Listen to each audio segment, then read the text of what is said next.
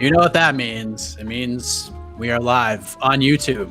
UFC Fight Island 8 post-fight show here on MMAFighting.com. Hope you guys enjoyed the card. We just heard from Michael Chiesa after his big win over Neil Magny. 5 rounds, 49-46 across the board. He called out Colby Covington. Not sure he gets that fight, but as Wayne Gretzky once said, you miss 100% of the shots you don't take. So there you go. I am Mike Heck. Thank you for joining us once again on the other end of our post-fight coverage. Casey Leydon is here, and also joining us is the Prince of Positivity, Mr. Alex K. Lee. AK, hope you enjoyed the card. There you go. Some branding. Where's my check? Where's my check, Leydon? Where's my check? That's what 7 hours of fighting will do. But where am I? I'm gone. Oh no, I disappeared. Silhouette. Now we're all gone. Where am I? Yeah. All right. Well, we'll sort this out. You guys can still hear us. Okay. Perfect. Hey. Yeah. All right. 7 hours. Yes. AK, I want to get your 14 thoughts. First. Oh God.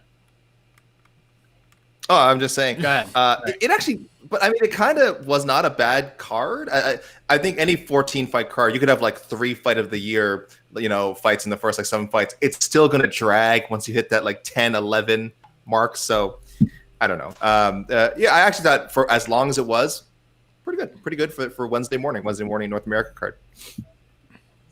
Well, let's get your take on. Oh, go ahead, Casey.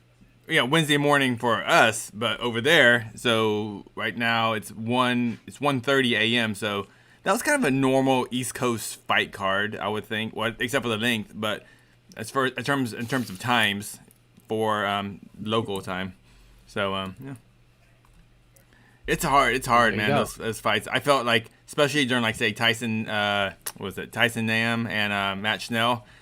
Even though that was a really good fight, I felt the announcers were just kind of getting a bit loopy and not really paying attention. Yeah.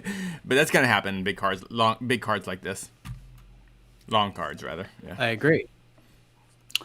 AK, by the way, if you're watching right now, we want to hear from you. This is going to be mostly a fan question, listener submission type of show, but so send them into the live chat. But AK, before we get to our wonderful listeners and viewers, your thoughts on Michael Chiesa's big win? 4th win in a row, 170, dominates Neil Magny from start to finish. What did you think? Great. He looked like a guy I think is like a top 6, top 7 contender. Like undefeated at welterweight now, 4-0 against really good competition.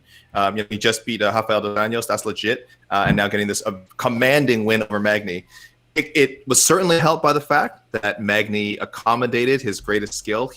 After the first round, it seemed Magny said, all right, well, you know what? If we're going to grapple, we're going to grapple. I might even engage some. I might even throw you down to the mat every now and then.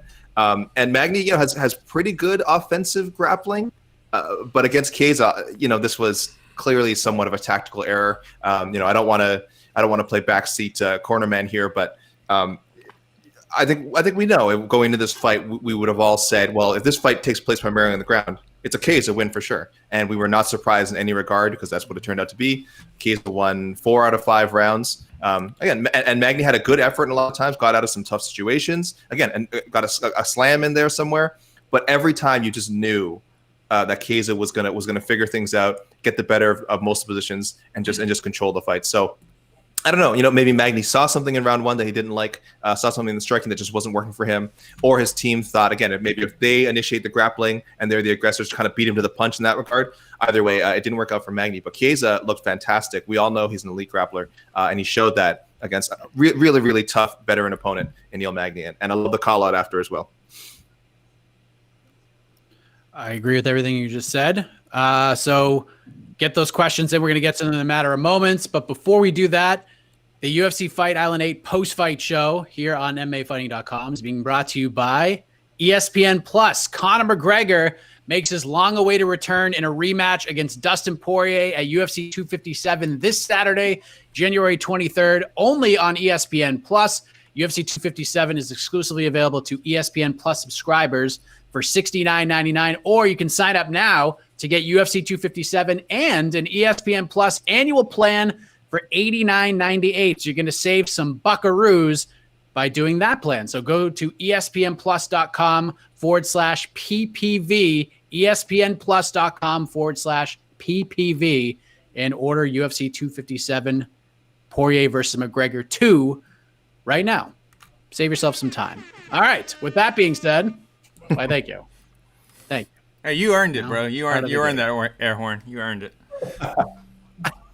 It reminds me of my radio days doing these reads. All right, so let's get to the peeps. See what they have to say about this 14 fight card. Decimation Jones. Was whack. Main event was whack. It was one-sided. It was one-sided if we're being honest. But I mean, if you appreciate grappling, there was a lot to like fights. So no, it wasn't. It was pretty much the antithesis of the main event that we got on Saturday with Max Holloway and Calvin Kattar, which was just a stand-up war. Again, also mostly one-sided. So maybe Decimation Jones here finds one-sided striking beatdowns a little more palatable than one-sided grappling competitions. But I don't know if I'd go as far as say it was whack. It just maybe it wasn't exciting if you're looking for stand-up action.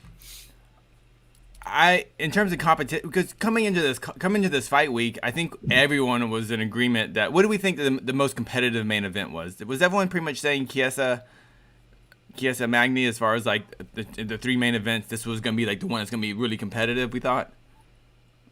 That's what I recall. That of the three main events. Yeah. What should be the most competitive? Yeah, I would have. Yeah, I would say this. We were on the fence. No one had like a real like, oh, this guy's gonna win. And in terms of competition, yeah, after about 2 rounds, you knew where the fight was going. Whack is that's pretty harsh, but nah, it wasn't whack. But competitive, no, that's a bummer.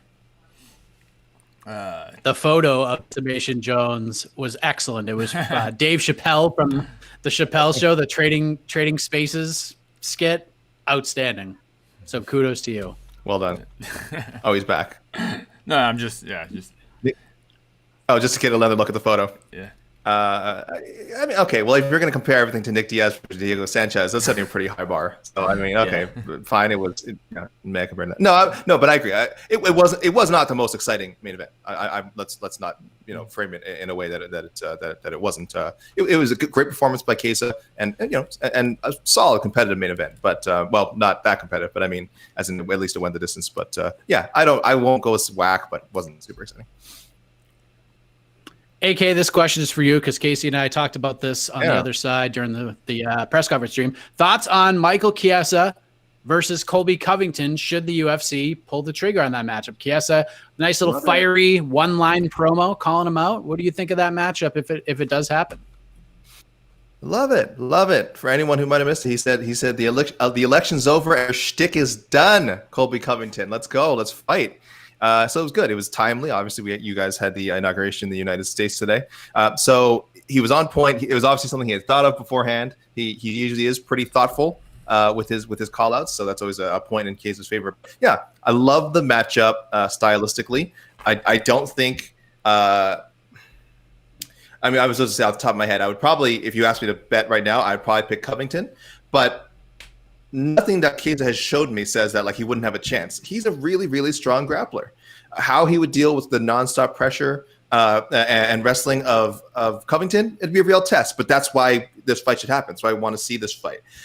The trash talk leading up to it, I could probably do without if it ends up happening because Chiesa's a really nice guy. Like I said, I know he's game to talk back if something comes up.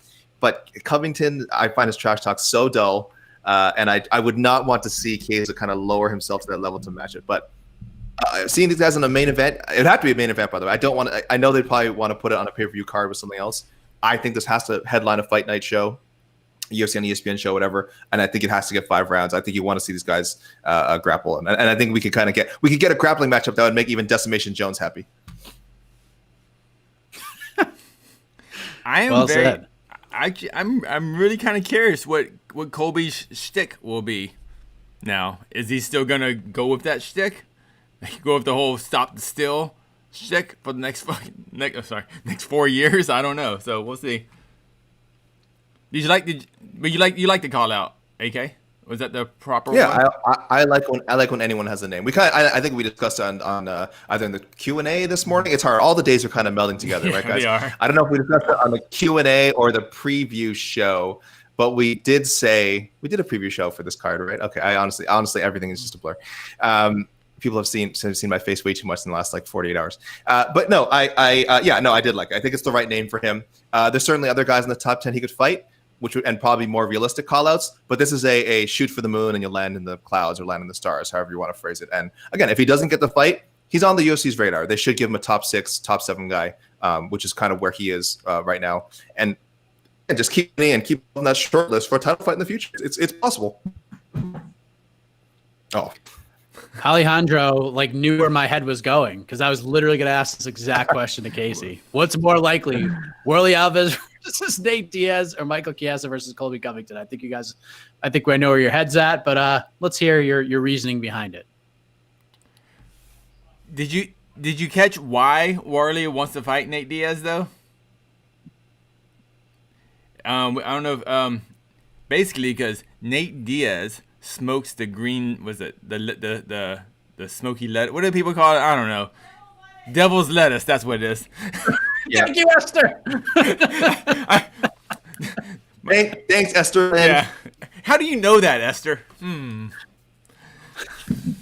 don't know about her. Suspicious. Yeah. So that was why Warley wants to fight Nate, because of Nate promotes the devil's lettuce and children watch cage fighting, which is weird. So that was why. So unless Nate really takes offense to that, hell no, that fight's not happening. So yeah, obviously Chiesa Colby is 10,000 billion times more likely to happen than Warley versus Nate Diaz. Yes, thank you for the question, Alejandro. But I'm really having trouble envisioning a scenario where Diaz accepts this fight. And this even stretched my concept of people should always have a name. You should always have a name. So I liked it. I thought it was funny. We're talking about it. I just don't see it. I'm struggling to connect the dots beyond the real fighters don't use drugs. Other than that, I'm trying to scenario like I'm trying to put myself in the matchmaker's shoes. Would I want to put this on a pay-per-view? Would I want to headline a fight night? Is this a summer? Would it be better on a summer show? Is it better on Fight Island at the Apex? And already, that's too far. Already, it's just like, no, it's not worth thinking that far ahead. Diaz, there's no realm where these two guys intersect, unfortunately. How do you feel having a 6-hour show? I hope it doesn't happen again. I love the fights, but this is too much. I hate to say this, Prince of Mischief. Excuse me, but it's going to happen again on Saturday. And it's going to happen again next week. And then it's going to happen again the next week. And then it's going to happen the next week. That's what happens. It all spreads out. It's been happening. Yeah. I felt like the 6-hour show is kind of normal. I felt like that was almost short. I feel like we've had short. Yeah, I feel like we've had long, even though there are 14 fights. I feel like we've had longer cards. Was this not longer than 6 hours? I think it was. First broadcast started at 6. Is that about 6? Yeah, about 6.5 hours. Yeah. The broadcast started at 6, and then it was done by 2. No, by 12:30. 12:30 a.m. Well, 12:30 a.m. Okay, local. fair enough. 12:30 p.m. Yeah, you're right. Sure. Yeah. Sure. Okay. Look, we've had longer shows already, so I wish that the 6 hours was the norm. Again, this is, Prince of Mischief is asking, this is really only for people who watch from fight number 1 on the prelims all the way to the final fight. So again, to everyone out there, if you love MMA, by all means watch everything. But if you're feeling just a little casual these days, maybe you've had changes in your life, maybe you got married, maybe you had a kid or something, maybe you're going back to school. I don't know. You do not have to watch every fight. You don't have to. We'll have highlights. We have recaps on MMAFighting.com. We'll have videos of all the big finishes. It's okay. I know you want to keep up. I know you're hardcore. I know our listeners and our viewers and our readers are the biggest, best fans in the world. But you've earned your right to rest and not watch every fight on a 14-fight, 15-fight card. It's okay. Lay down your swords. Whatever, casual. I'm really curious how many people watch like today's card. They watch Figueiredo, her walkout all the way till Chiesa's post-fight speech. I don't know. I don't know how many. I have no idea. I'm just kind of curious. Shout out in the chat if you watched everything. I would say less. I would say less than normal, because I had a lot of people hitting me up being like, I'm watching everybody's live tweets and I'm working. I haven't been able to watch any of it. Yeah. And I'm just like, well, stay off Twitter. Like, what do you want me to say? Like, don't go on Twitter if you don't want to know what happened. Well, funny enough, I'm glad you pulled this question up, Casey. Roko Sladić asks, what is next for Neil Magny, AK? Now, as people may know, you and I host the matchmaking show On to the Next One. We're going to record tonight for tomorrow morning, the episode which follows this card. We're having a conversation whether or not we should say what's next for Neil Magny. And this is no disrespect, because Magny's in a very interesting position right now where you could kind of mix and match and everything sort of makes sense. But we're here. We might as well just do it now. What is next for Neil Magny after that loss to Michael Chiesa today? What are you thinking, AK? It's got a big smile on my face because first I'll say the sensible answer would be maybe a Santiago Ponzinibbio rematch. Maybe give Neil Magny a chance to get that win back. It was a long time ago now. It was over 2 years ago. And again, Ponzinibbio won that fight by KO. It's kind of what propelled him into the top 10. But again, we don't know. It ended so quickly. It doesn't really give us a great gauge of who's a better fighter. It was so long ago. Ponzinibbio needs to bounce back from that fight with Li Jingliang. But I just realized, Mike, now that Magny's coming off a loss, there's another fighter coming off a loss right around his spot in the rankings, and they were previously matched up, and I had almost given up on the stream, but why not? It's time to bring back #Neil on Neil. Neil Magny and Jeff Neal. #Neil on Neil. Let's bring it back.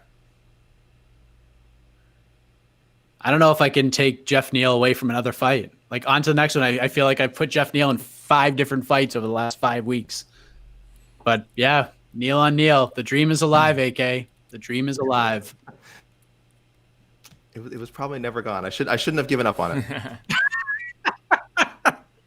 Do you have a thought on this, Casey?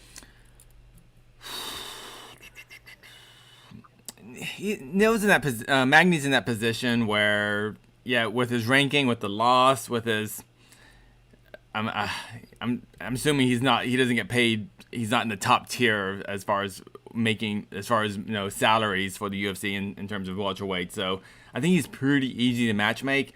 I'm kind of curious what the UFC wants to do with him.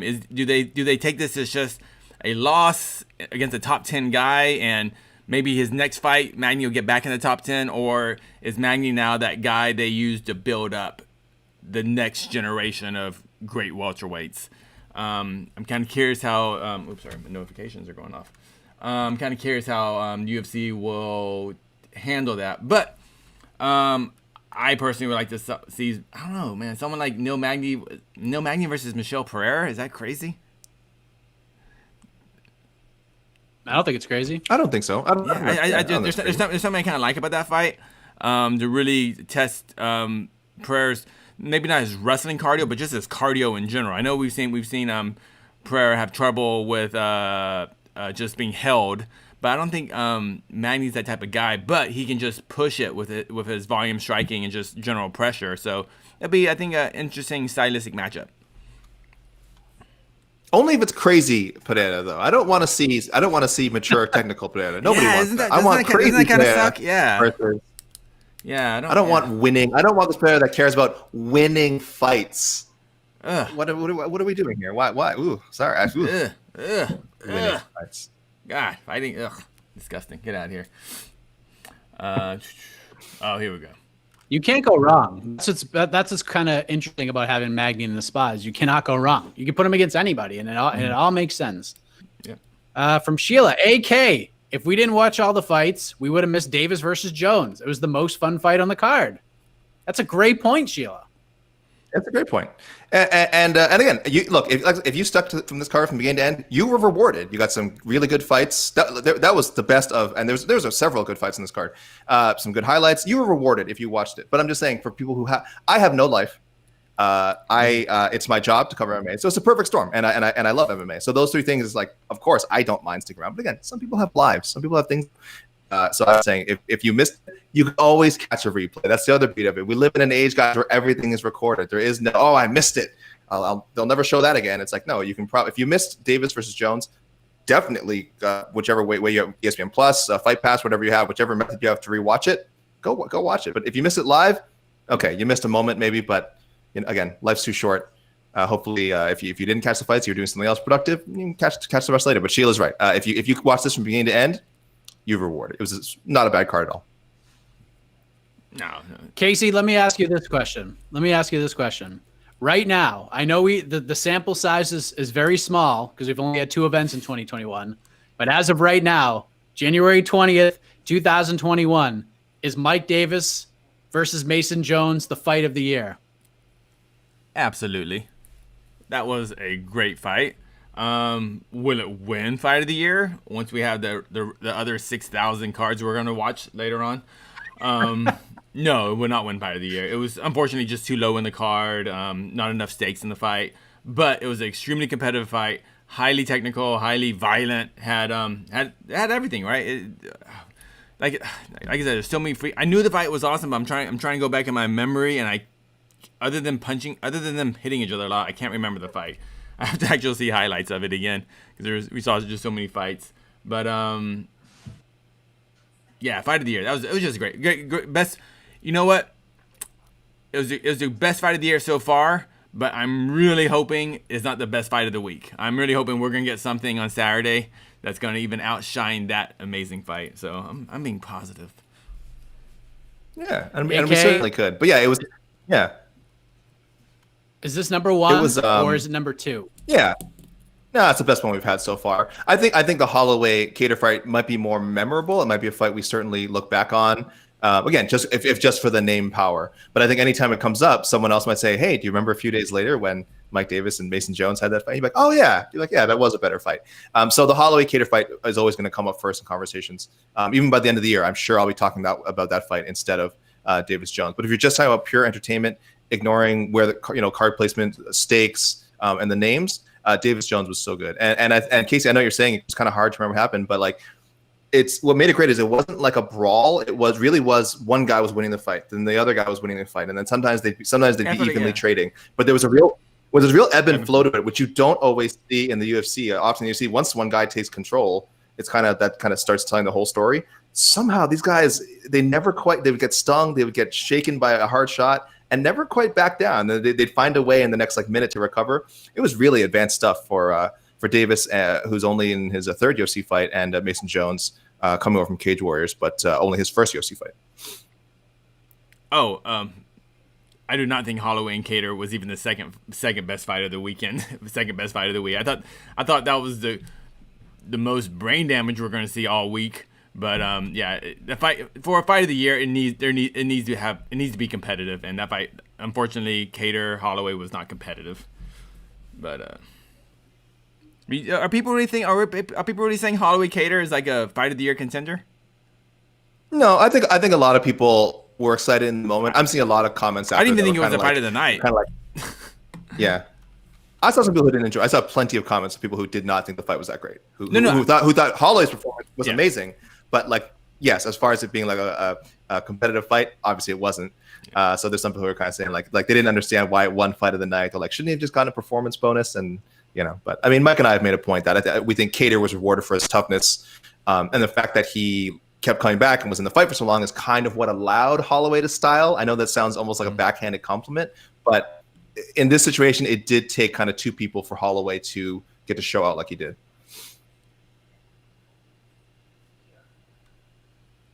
All right. What's your number 2, Casey? Carlos Felipe versus Justin Tafa? Is that your number 2? Yeah, Tafa Felipe. That fight ruled. That fight.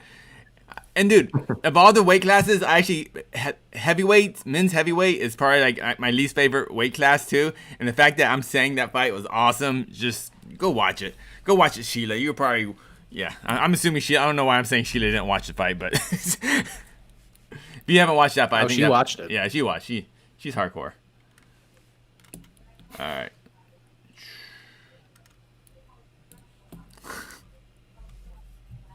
Oh.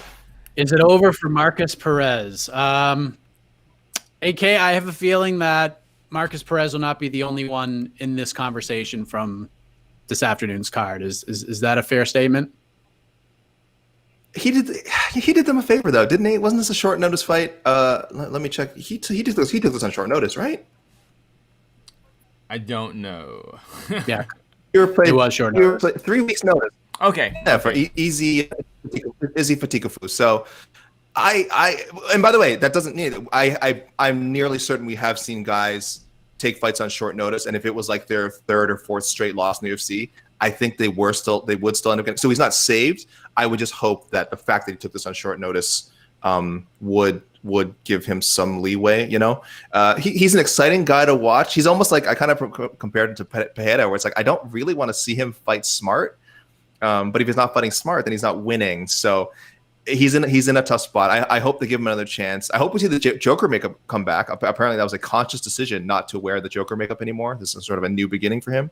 But I don't think we'll see him cut, especially considering how much rope they gave to Vinicius Moreira. So if Vinicius Moreira can get a fourth fight after 3 straight losses, then Perez should get another chance. Can we talk about him, Vinicius? We should. Go ahead. You tweeted some stats. Can you share some of those stats you tweeted about the gentleman? Based on my own numbers that I keep, there have been several fighters who have gone 0-4 in the UFC. Some of them in 1 stint, some of them over 2 stints, but only 4 have been finished in all of those appearances. Vinicius Moreira obviously is one after, and we saw him today, and then Tiki Goshen back in the day. I think it was across 3 separate stints. So Tiki a little bit longer. He got a bunch of chances and was finished every time. One by injury, which isn't as like ominous, but yes, poor Moreira, a dubious record. 1 of 2 fighters finished every UFC appearance. And I assume, and by the way, I'm assuming that's it. When I said that record, I'm like, yes, he is done at 0-4. Who knows? Maybe they give him a chance to go 0-5 with finishes. But hey, at least he made it past the 4-minute mark. All right, he never made it past the 4-minute mark of a UFC fight, and he did that. He just barely did that tonight. Yeah, he almost broke 6 minutes. Yeah. Give him one more chance. Yeah. You know what? One more chance. Yeah, let's go. You know what? We're so close to breaking the record. Was it 0-5 with 5 finishes? We're so close, and this opportunity won't come very often. So I'm really hoping the UFC books him again. So yeah, I want to see. Yes. And by the way, we joke and we mock out of love. Vinicius, you're a tough guy. But maybe your skills aren't quite at the UFC level yet. I think the best thing would be probably to part ways with the UFC. Who knows? Maybe go out there, pick up some wins in the regional scene, pick up wins in another promotion, and maybe we see Vinicius Moreira come back. So, as much as we laugh, of course, all respect to him for stepping in there 4 times and putting on the line, because man, that's tough. That's tough run. Yeah, it is. I'm just, yeah.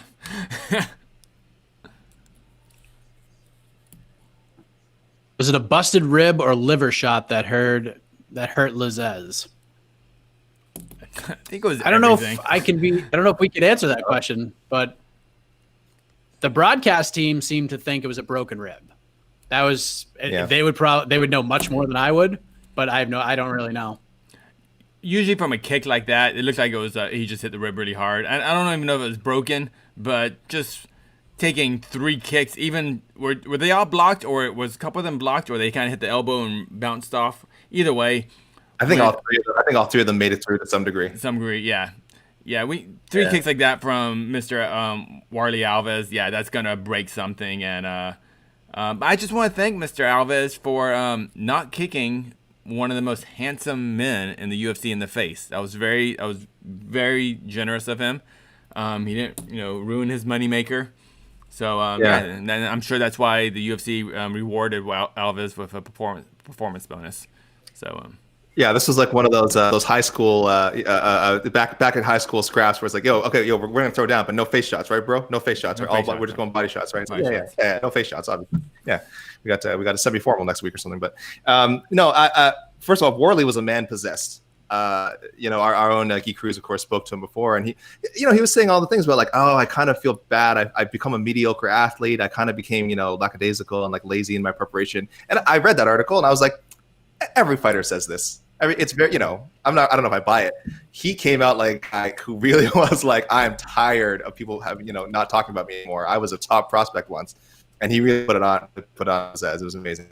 Scott, thanks for tuning in. First of all, always Scot McCreight. And then we're not going to diagnose this from here. We're not Joe Rogan, who sometimes Sometimes I remember one time he was like, he's a fighter, and he was like, she tore her ACL or something, like, or she tore her ligament. And I'm like, what? Like, that's amazing. How did you diagnose that from Kate's side? It's incredible. So we're not quite as skilled as Dr. Rogan, unfortunately. Gotta get that on it CAT scan from his angle. Yes. Yeah.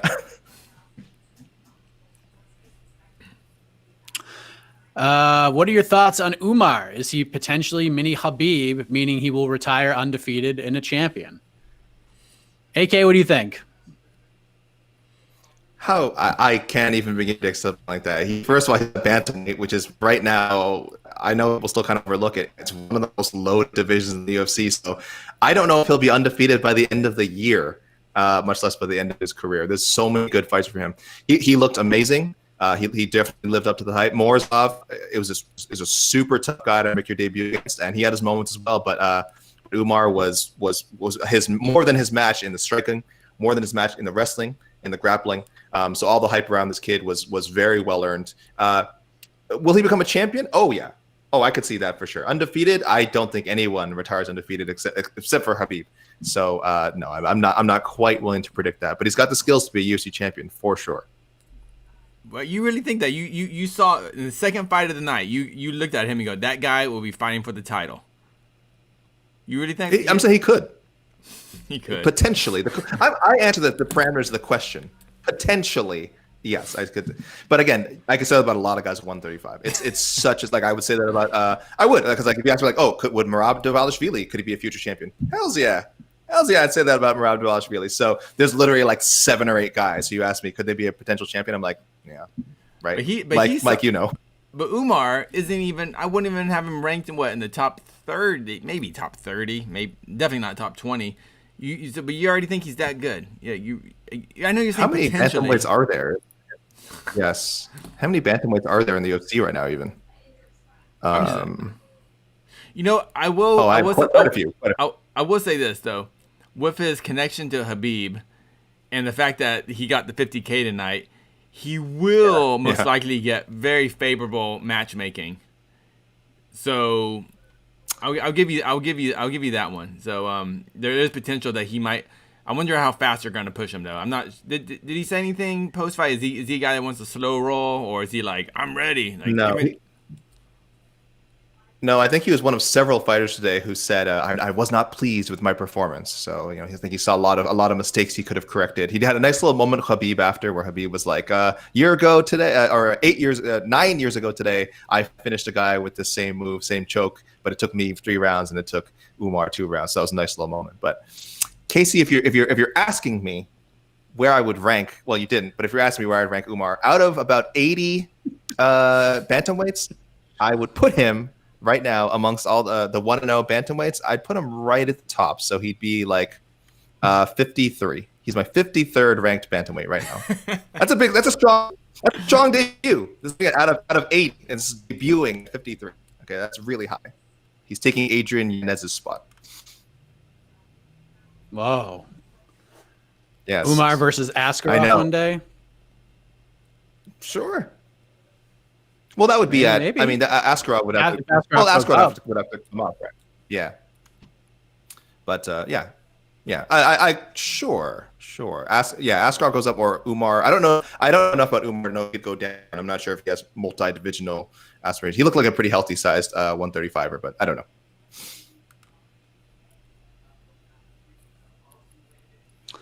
What is going on with Jorge versus Colby? Are they going to be the coaches of Tough? I have no freaking idea.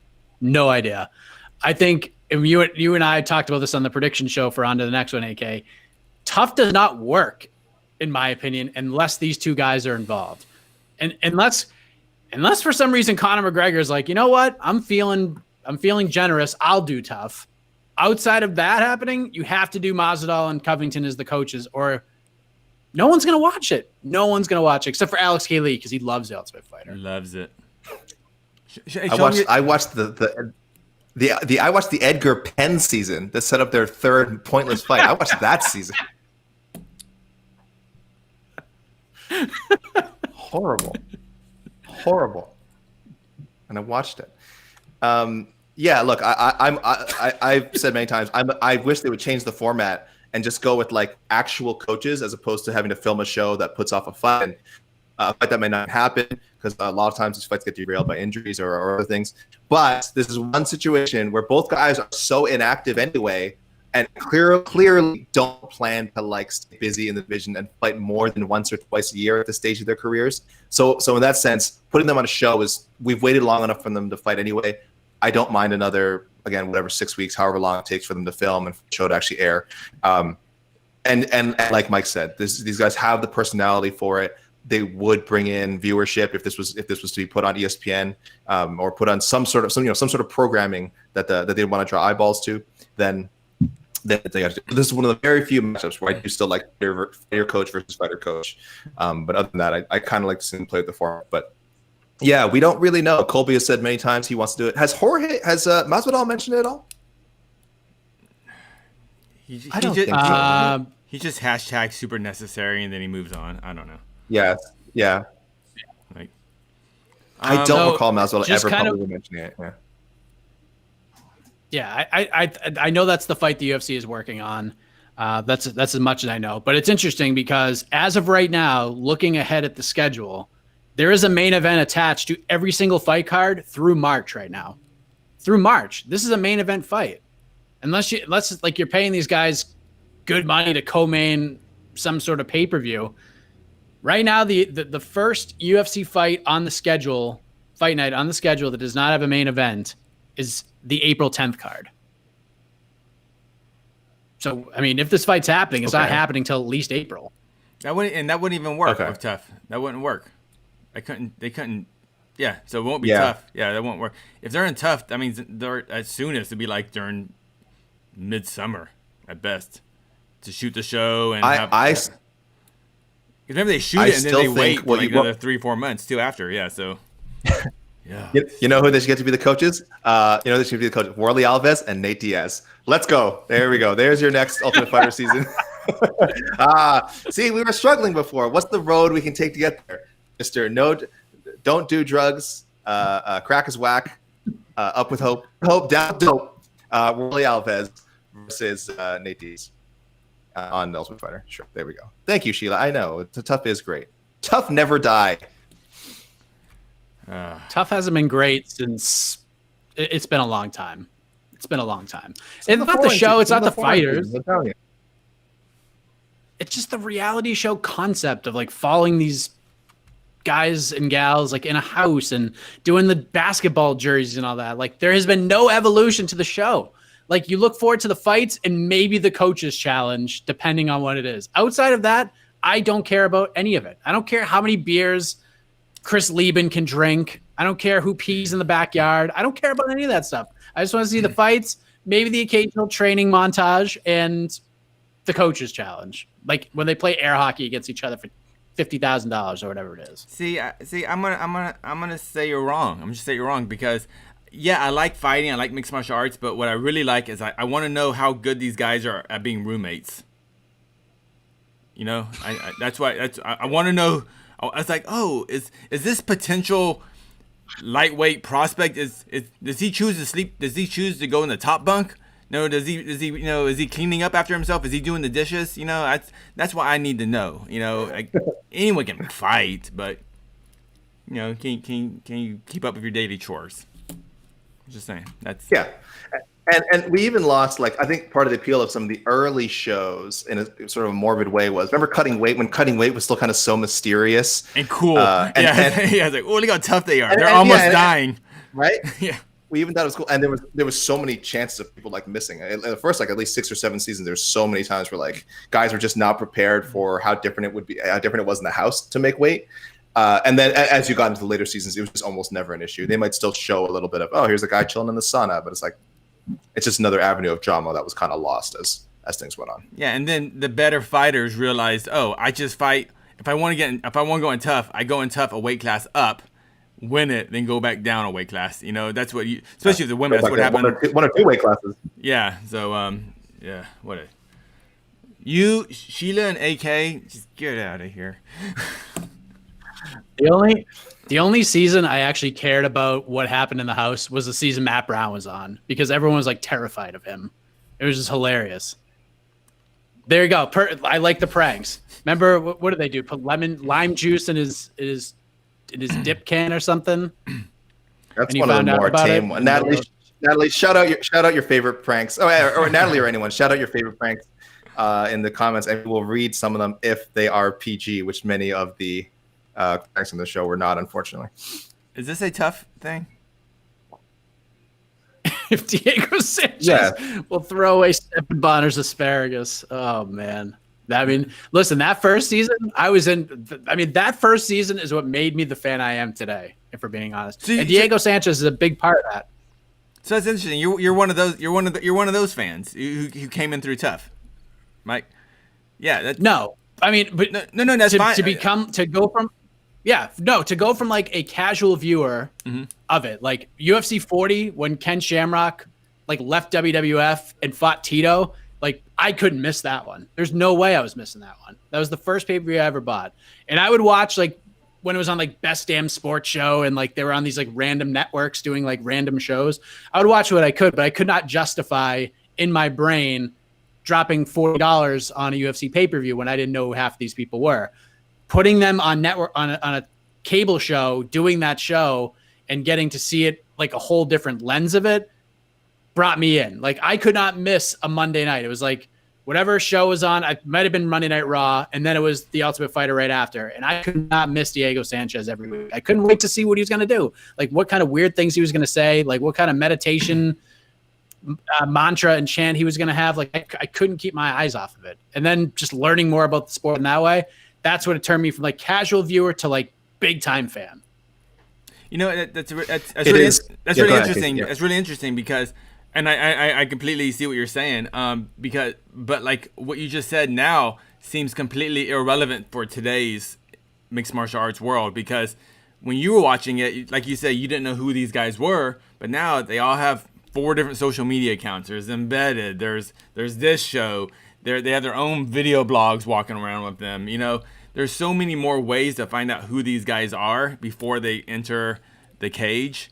When, you know, 15 years ago, dude, there were dark fights. Remember, like UFC shot fights and they didn't even air. They were just there were dark fights. You know, can you imagine that now? A dark fight, like, so after Chiesa Magny, there were 3 more fights after this that you had to be in the arena to watch. That's how it used to be for UFC fights, or any Bellator still has that. They'll have fights after the postlims. Yeah. So that's why I just think tough is just not necessary, because we can know the fighters other ways about making a silly reality show. It certainly doesn't work as a vehicle for exposure anymore, because, as you mentioned, we see the real fighters now, right, on their social media. We see videos in the house. You're actually limited, right? In the house, you have no TV. You're not with your family, no friends. It's actually a really artificial environment that probably shows nothing about who you actually are. A lot of guys, again, I said they have completely different personas in there. Maurice Green, Matt Mitrione. That's just, I think Tony Ferguson obviously had some rough moments in there. He said afterwards, like, that's not indicative of who I am. I just, I was just a bad guy in there. Josh Koscheck, I mean, he kind of carried that over, but so sometimes it doesn't, but for the most part, you're really getting this TV version of a guy that is nothing like the actual fighter. So it really doesn't provide the right kind of exposure anymore. Some pranks are corny. Pranks are corny. Many.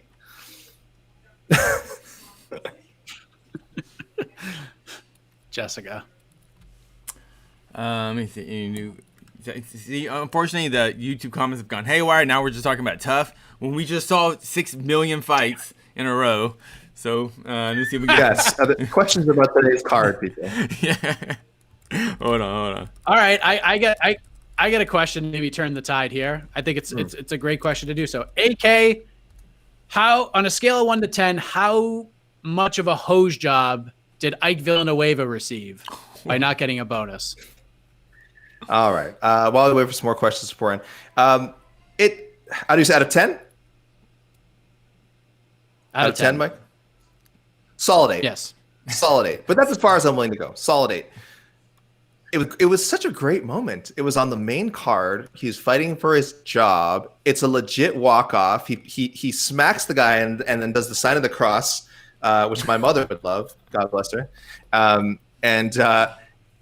There's a great his post-fight speech. He's I love the UFC. UFC #1. I got to go back to work on Monday. I'm just a humble, hardworking guy, which the UFC usually eats that stuff up. And usually the game, I was almost crafting like a tweet, and I was going to write something like, "Oh, Dana White's going to use this kind of show to show the generosity of the UFC. Give me an extra $50,000 to this, this humble, just hard-working guy."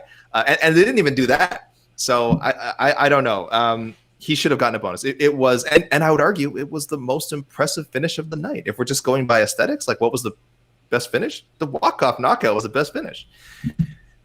The only thing I'll say to justify it, I think we've said, Magomedov, Umar, probably a little bit of favoritism because of his association with Khabib, his relationship with Khabib. But he was facing a tougher guy. Morozov is a much, much tougher, more skilled fighter than Murray, for being fair. And if you're asking me, like, who actually showed more in their fight, obviously Umar did. So giving both sides of it, I can somewhat rationalize why Umar got the extra 50,000. But who should have gotten it? Ike Villanueva all the way. For sure. Ike Villanueva, come on. I thought Figueiredo should be talked about too. That was very impressive. She looked great. She did. Yeah, she's legit, man. She looked great, and when she was talking to the media afterward, and if you watch her post-fight scrum, sounded great too. She knows. I think she's speaking French, but she's someone I'm excited to see again. I want to see her pre-fight interview. I want to see training footage of her. This is someone I want to know more about, and I'm excited. Actually, these early fights, you're like, whatever, you see these fights, and I might forget about them in a couple of weeks, but I think she's gonna stick out, and I was excited about her. But shout outs to Derek. Shout outs to Derek, by the way, normally the Portuguese translator for the UFC, stepping in, showing off he speaks Francais as well. So there you go, good job, excellent work by Derek. We didn't talk about yet today. I'm surprised. Who's next for Lerone Murphy? Well, Casey, we're going to let you answer that question because me and AK, we have to craft our answer in the correct way for on to the next one, which will drop tomorrow morning at 9 a.m., by the way. 40. So he's a 45er. Okay, first off, I was very impressed with Lerone Murphy. Very, very impressed. He fought a very good opponent. Who is that? What's Andrade? How do you say this? Is it Andrade? Well, I just call him De Silva. De Silva. Yeah, De Silva. Yeah. De Silva. He's got to only loses to premier fighters, elite fighters, and Lerone Murphy is a competitive fight, but he beat him. So I just think we have a new top. He'll be a future top 15, and hopefully, I think he's good enough to be a top 10. I don't know if he's a title contender, but I like the way he fights. I like his story. I like that guy a lot. But who for him next? Man, oh man. It's a deep division. Yeah, you can't go. It's real deep. Yeah. Oh boy. I wonder if someone like Darren Elkins. What's Darren Elkins up to? He's booked, I think, right? Yeah. He is booked. Okay. I don't think so. Yeah, I see someone like someone like Darren Elkins, someone right outside the top 15, someone we know his name, and someone that can really like.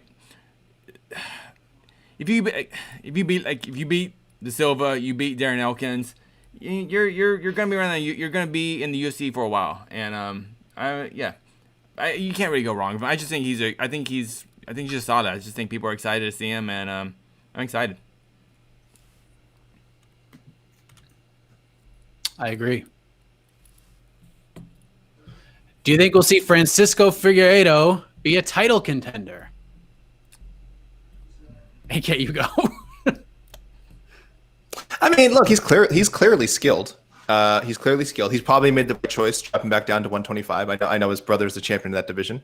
But if anything, it'll give him room to to grow. I think maybe at 135, if he came out of the gates and won and got a little came out hot, people just because of his name would be saying, oh, shoot him against a top 15 guy.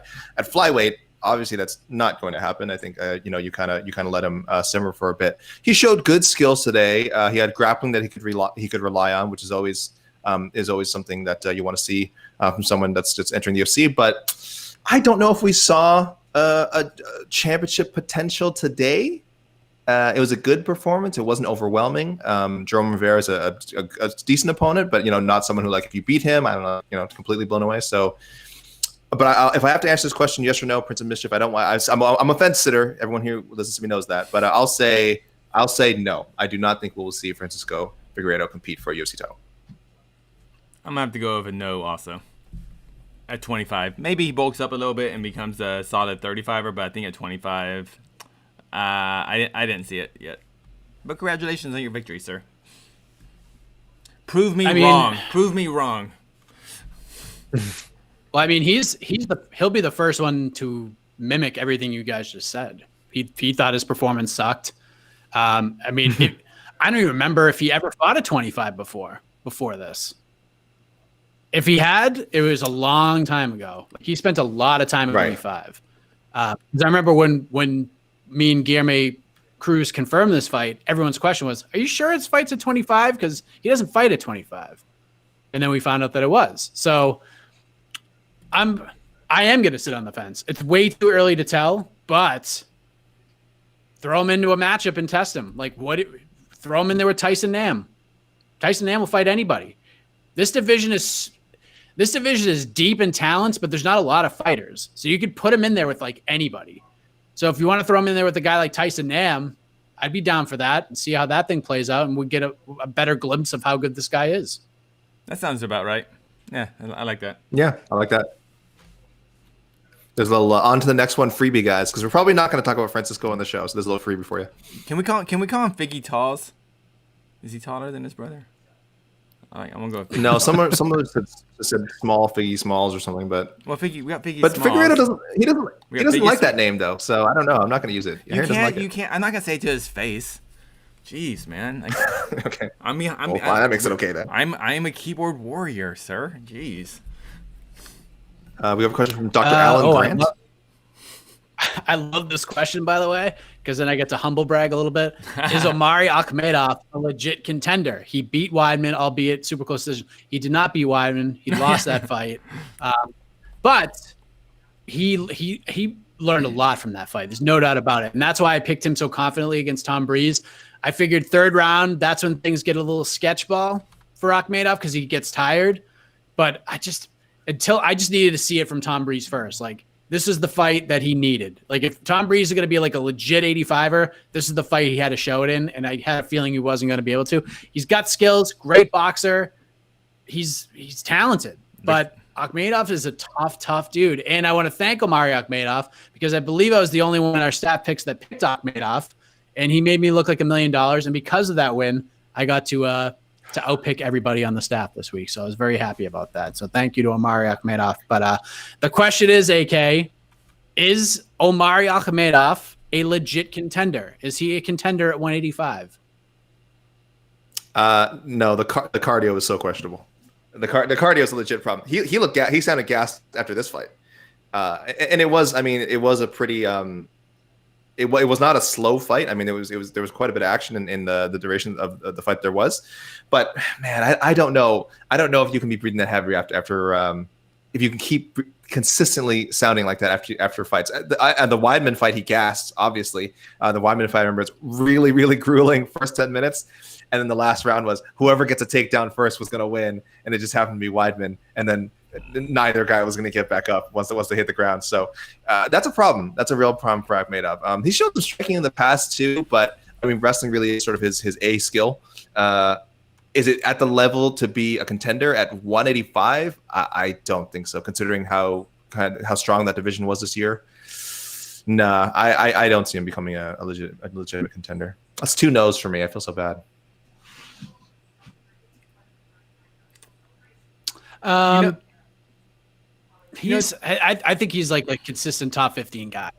You know what I mean? He'll be in the top 15 for a long time. I don't think he exits that. I think he's one of those. I think he's one of the best top 15 185ers in the UFC right now. I feel confident in saying that, but I agree with what you're saying, AK. The cardio is a question, but that fight was bananas. That fight was crazy. It was a different pace fight than you've seen him in the past. Like, he had Breeze in trouble, then Breeze had him in trouble. And then, by the way, let me just say this before I go to you, Casey. A man who probably also should have got a performance bonus was referee Lukas Pasaki. What a great job he did in that fight. Because even with the commentators screaming, he's out, stop the fight, Breeze was still in it. He was still there, and then he tapped. I thought he did a phenomenal job, so I wanted to give him a shout. But what do you think of Ahkmedov's ceiling, Casey? I agree with you. I think he's that top 10 gatekeeper. I don't expect him ever to fight for a number one contender fight, to fight for a title especially. But you have to, in the middleweight division, every division has this. In the middleweight division, you have to beat a guy like Ahkmedov. You have to beat him convincingly if the fans are going to think that you're a future title contender. For every card, I like to brag, I nailed that pick. But every card, there's also one pick you're very confident on, and you just bleh. Tom Breeze was tonight. I thought this was going to be a showcase fight for Tom Breeze. I thought Tom Breeze was like, okay, this is the Tom Breeze that we've been hearing about. I mean, a guy that just looks great coming off the bus, he knows. And nope. That was, as much as it was a great win for Omari tonight, it was a horrible loss for Tom Breeze. I think like the Tom Breeze hype train, if it wasn't already seriously derailed, it was off the rails and like pushed down the hill more. So unfortunately, funnily enough, I like it. Yeah, sorry, go on. Yeah, if you'd asked us, who would we talking about as a potential contender after the show? We would have before the fight, we would have said Tom Breeze, not Omari Ahkmedov.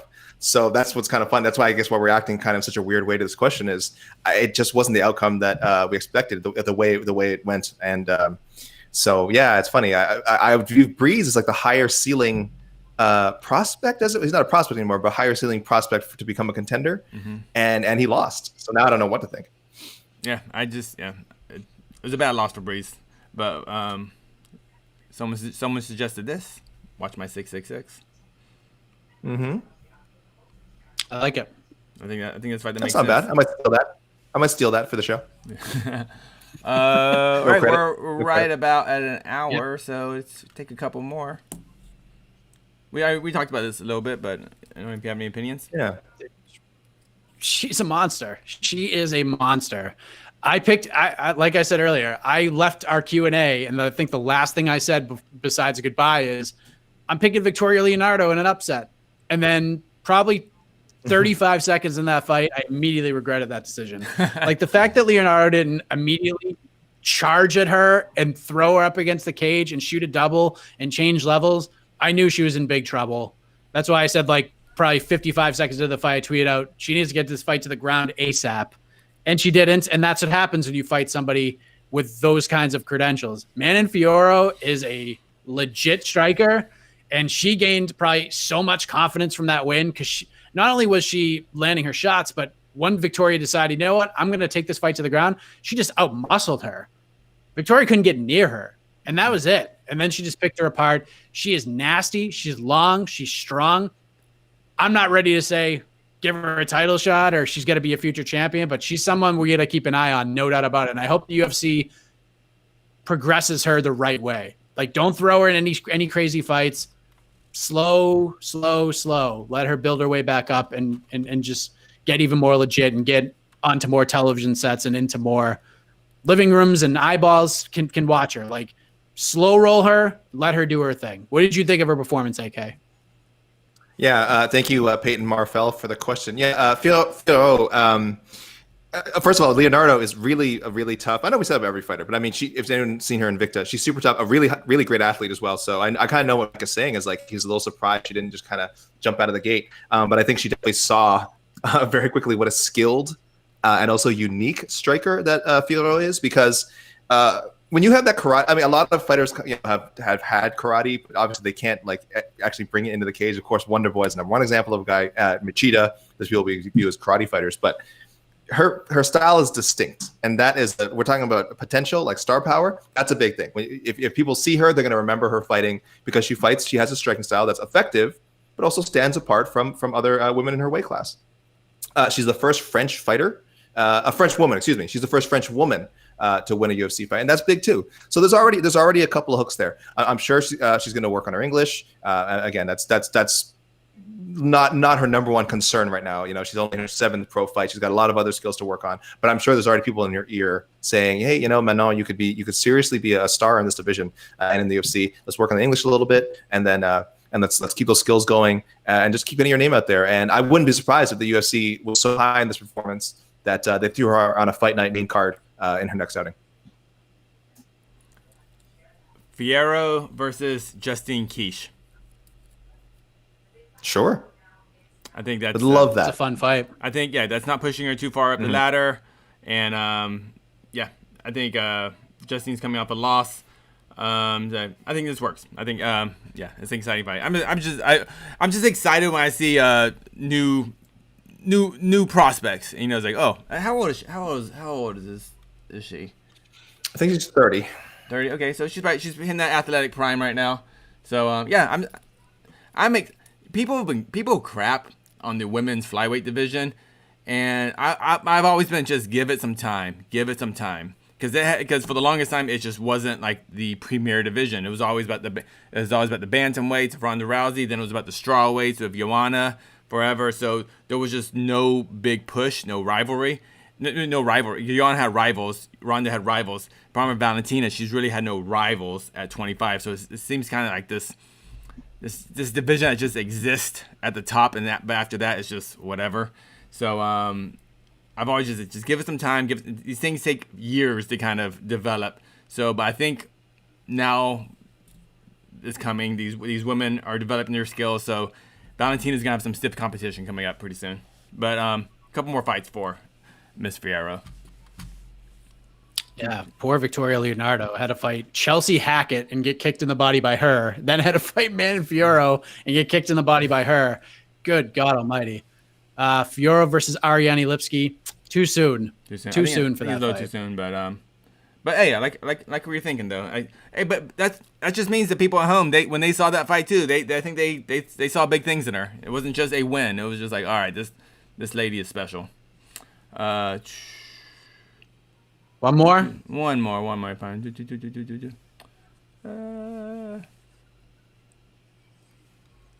Jones and Davis. No pressure. Last question. I know. No pressure. Final question. They're all excellent. All the questions you guys have are excellent. You guys are always bringing it. But yeah, if you have a hot one, now is the time, guys. Now is the time. Drop a hot one in there. Come on, give us a hot one. Come on. Because it's going to be a while before you see us again. Oh, no, it won't. You're going to see us probably in less than like 36 hours for another preview show. And it's not like we don't have another car in 3 days. Sandy fan disagrees. We got Between the Links tomorrow, too. Oh, yeah. There you go. Tune into that, guys. Remember, guys, Between the Links now on Thursdays. And What the Heck's now on Mondays, Mike? Tuesdays. What the Heck on Tuesdays, Between the Links, which used to be on Tuesday. So they switched around, right? So remember that, guys. Fix your local program. We'll switch around. All right. Wait. I'm just going to put this on. What does it say? Oh. Yeah, this is directly for you because I don't remember this. What was it? Super random question. Remember that interview? Oh, yes, I do. Well, I really should read these questions before I put them up there. That had to be Souza, right? Yeah, had to be that's Souza, Livia Souza, the Brazilian gangster. Yeah, Livia Souza. Yeah. I was like, I like hip hop and girls have big. It was big butts, but watch your language, Crystal, Jessica Crystal Crew. Yeah, but Livia Souza, she loves hip hop and the girls of the big butts. So, but don't we all? All right. Well, so there we go. There you go. What a way to end it. Nailed it. We're not getting better than that. Nailed it. Yeah, nailed it. Yeah, that was Home run. And there's the music. They're pulling us away. They're stopping us short. Finally. So, UFC Fight Island 8 is in the books. Michael Chiesa gets a big win. We'll see where he goes from there. On to the next one. Drops tomorrow morning, 9 a.m. And then we'll officially put a bow on that card. Get between the links tomorrow, 5 p.m. Eastern time. Get ready for that. Jed Meshew versus Steven Morocco. What a battle that's going to be. We also got the press conference for UFC 257 coming tomorrow morning as well. There's just so much stuff. Just so much stuff. Just go into the YouTube page on the UFC and just look at where the streams are scheduled, and you'll know what the hell's going on. All right. So for AK, for Casey, I am Mike Heck. Good night, everybody.